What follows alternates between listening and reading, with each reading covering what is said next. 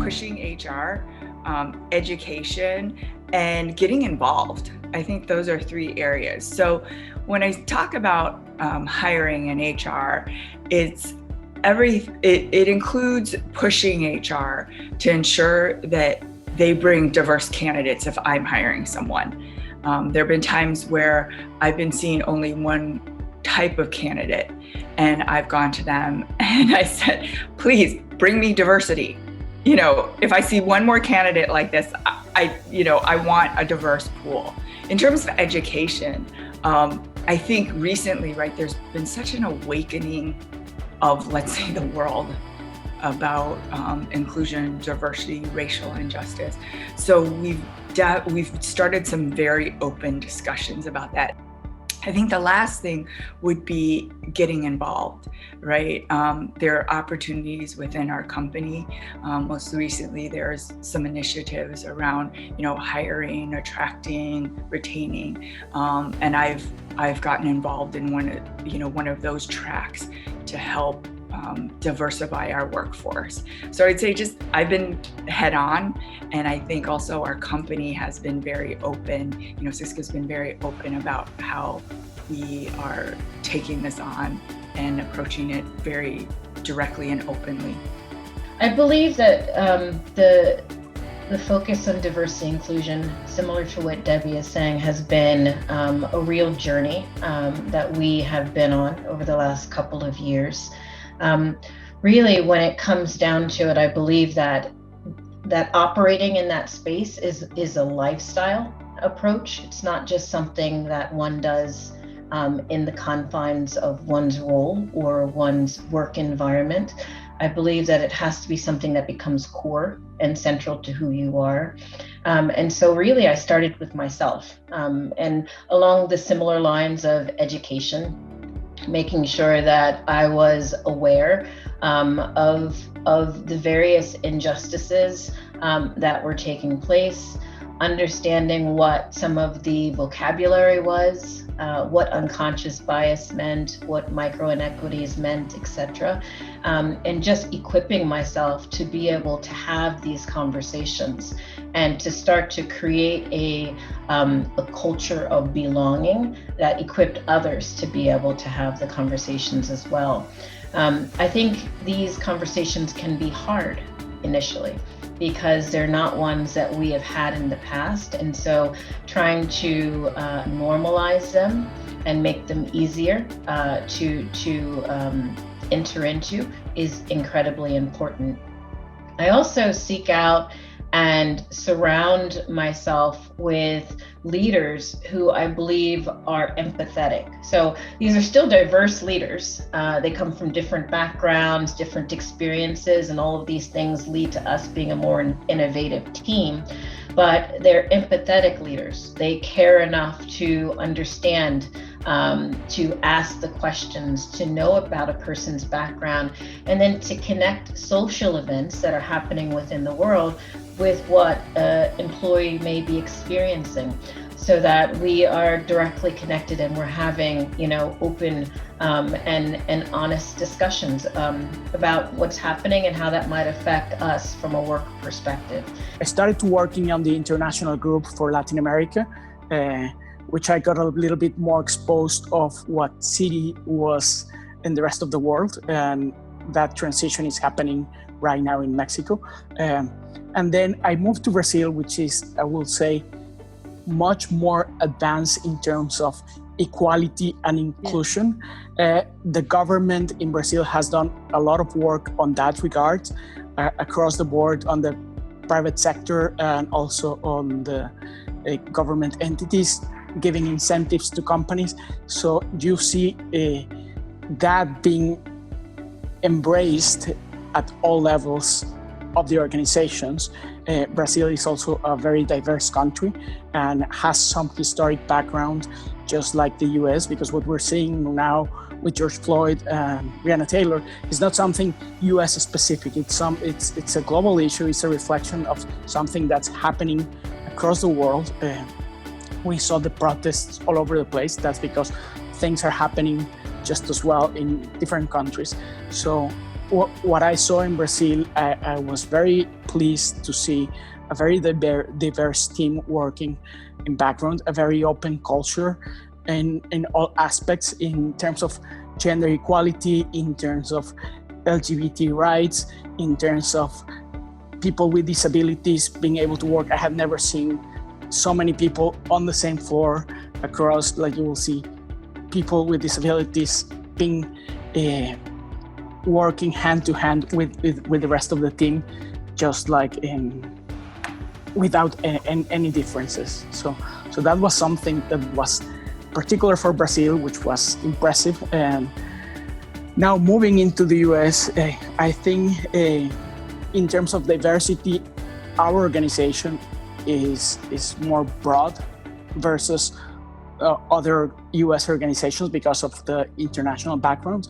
However, because of what's happening, the bank has taken a stance in terms of things that need to be talked and discussions that need to be held in order to further promote equality and inclusion. What I've been doing with my team is creating an environment where we can have a very open conversation. When everything happened, and we were all sitting at home and seeing George Floyd, hearing about Ahmaud Arbery, Breonna Taylor, right? Everybody was a bit shook. And I spoke with my management team, particularly after the weekend of the George Floyd death, and I said, I think I want to have a conversation with the team about this. And they're like, let's do it, right? So we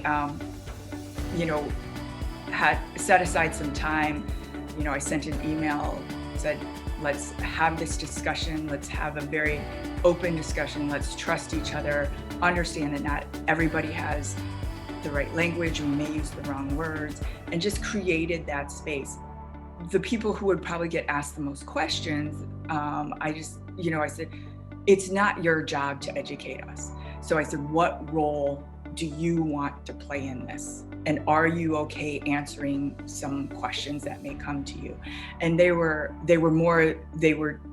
open to have the conversation. They said, don't worry. I said, and you have to come to me when we have these discussions and say, Debbie, I can't take any, I need a break. That's fine, because it's not their job to educate us, but then you want to know what role do they want to play.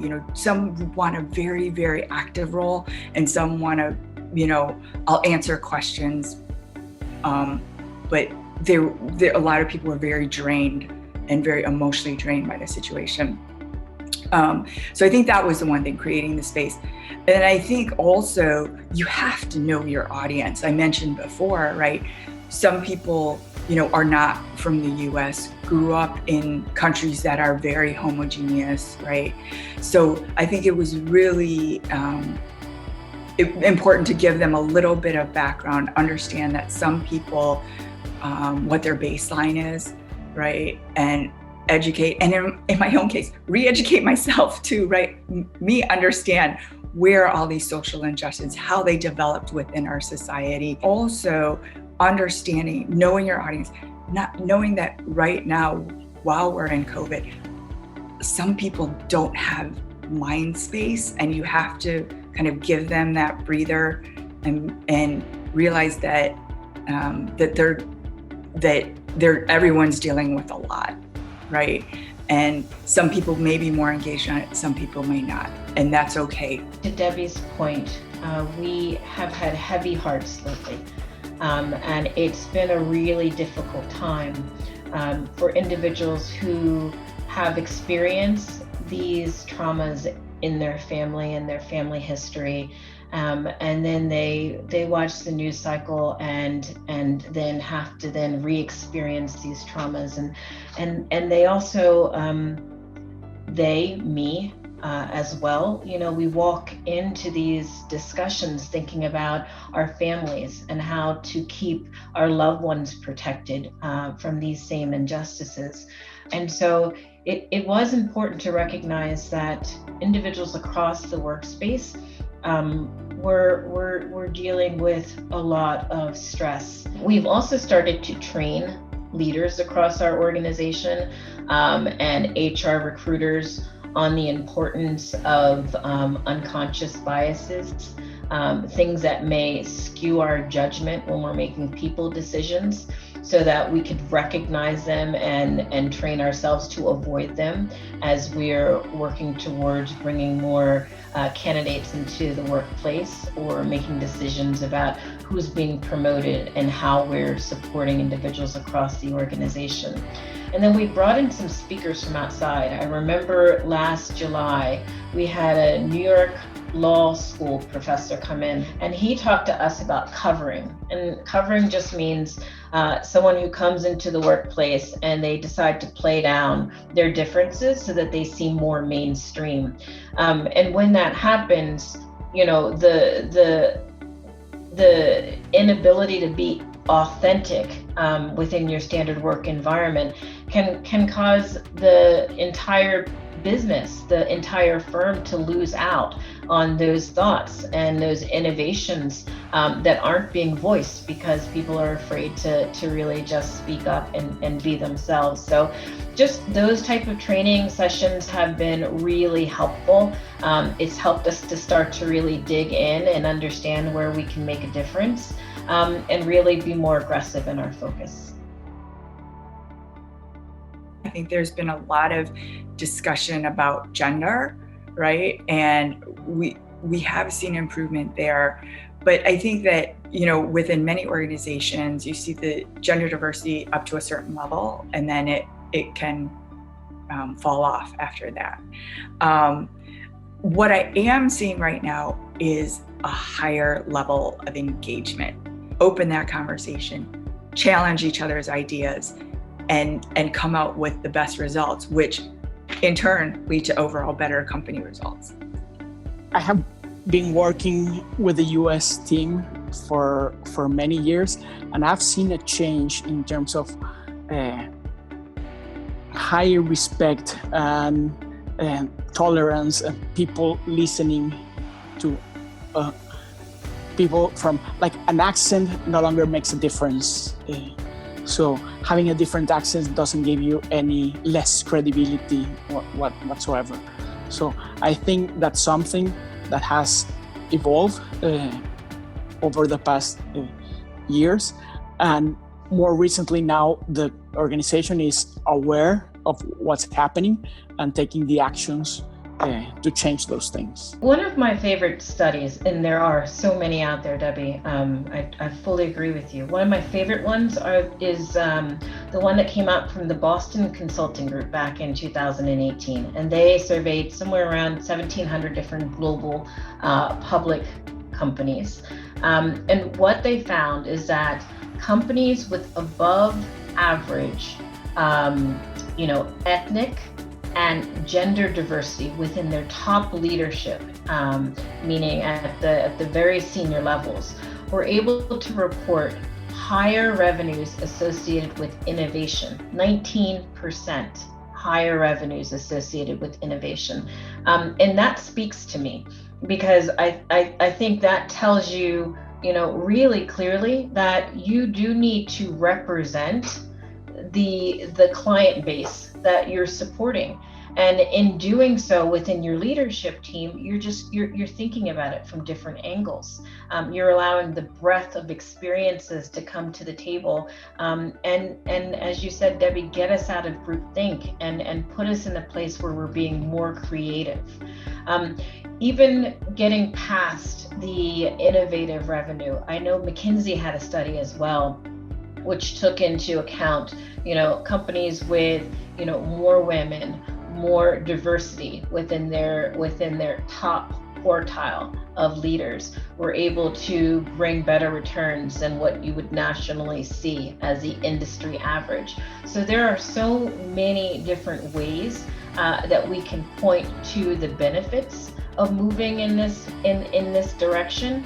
But if I were to tell you about what my dream is for the future, it would be that we didn't have to bring stats and studies to the table to simply do the right thing.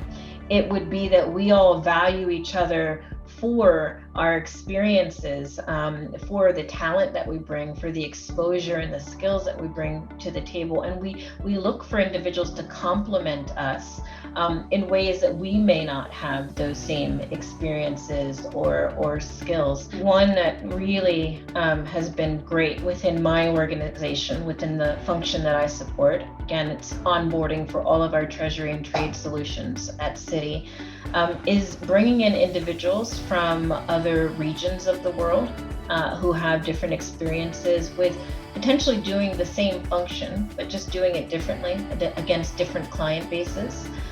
We brought in individuals who have diverse backgrounds from technology into implementations to think about how we can use digitization, automation to be able to provide clients with faster, straight through experiences. And those types of diversity of thought and experience have just taken us to other places. So rather than thinking about how we use our existing employee base to upgrade our clients' experience, we're thinking about how we employ different types of technology, different types of factors where we place individuals, whether the nearness to a client makes a difference.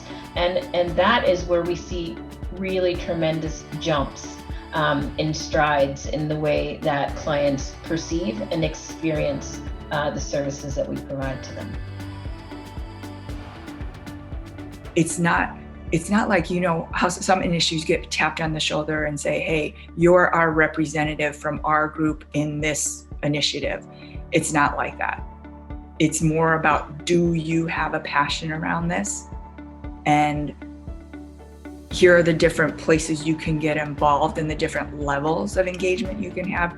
Which one do you want to engage on? And so I would say, figure out how much commitment from your time, from just your own workspace outside of life space that you have around it.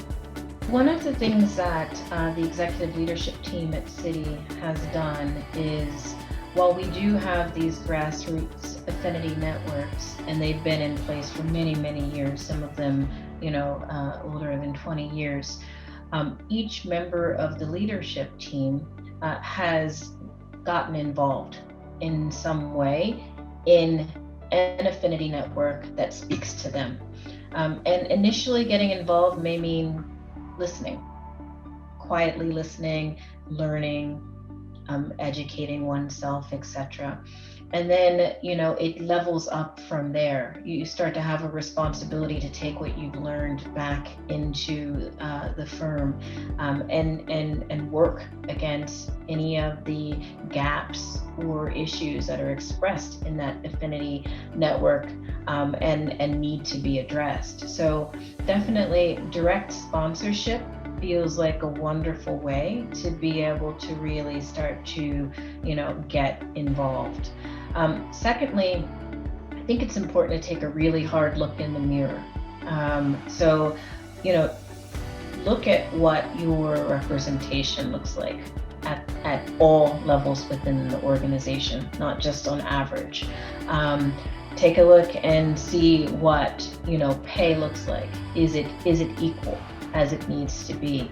Look at the policies and the procedures that are used to recruit, that are used to promote, that are used to develop individuals within the organization or give people opportunities to do new and different things.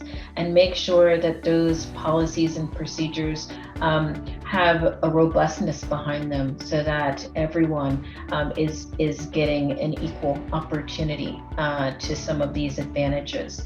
And so I think that's also important, is just making yourself aware of where you stand now, and then giving yourself some goals. And then lastly, I would say expand your network. If you look around and you see your network looks a lot like you, whether it be at home or at work, find new people to bring into your network, to talk to have one-to-one conversations with, because I think those are going to be very enlightening and will give you a greater sense of understanding around what's needed. I work with technology companies, and a lot of what I see in that sector is they're way ahead from other more traditional organizations. Us being in the financial industry may have not been as focused as they have on the innovation because of the regulatory process and risk controls, etc. So they're a bit more flexible. And I guess, not sure if it's one thing related to the other, but you will see how they work and how they operate. You see very diverse groups of things from across multiple nationalities, across multiple cultures, and that has given them an advantage in terms of innovation and in terms of results. And that's something we would like to see in our type of organization. I think recently there's a lot of material on that, and that's something that you need to make yourself aware and give yourself time to get educated, to watch videos, read, but also talk to people, talk to other people, talk to different organizations, and try to expand your network beyond your comfort zone, beyond just the people you work with. Try to establish more connections and, what I said, associations in your professional sector or maybe in your community that will give you a broader perspective in terms of what's going on in the world.